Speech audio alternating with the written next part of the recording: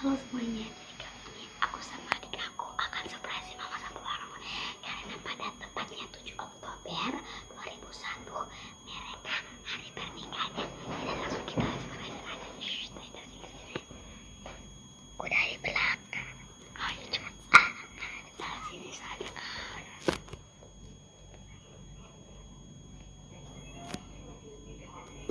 Selamat hari pernikahan Mama Papa. Selamat hari pernikahan. Wow. Mama. Ini asiknya. Masya Allah. Semoga jadi anak, tetap jadi anak soleh. Amin. Dunia akhirat.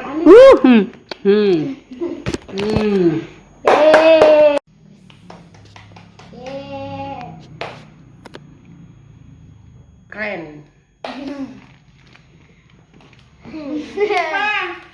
Iva. Oh, ini mama kamu ini. Terima kasih anak Aisyah dan Alifa yang telah memberikan kejutan surprise pada Mama Papa pada ulang tahun pernikahan kami yang ke-21 tahun ya, jatuh pada tanggal 7 Oktober kemarin. Hari ini mereka memberikan kejutan kepada kami. Pantasan dong mau lupa mahipuhin tua snack apa yang kami sukai. Di Aisyah menanyakan snack apa kesukaan saya, dan mereka berdua ini saling menanyakan kepada kami kesukaan snack yang kami sukai, dan mereka catat hingga mereka mencari apa dulu Aisyah namanya nih?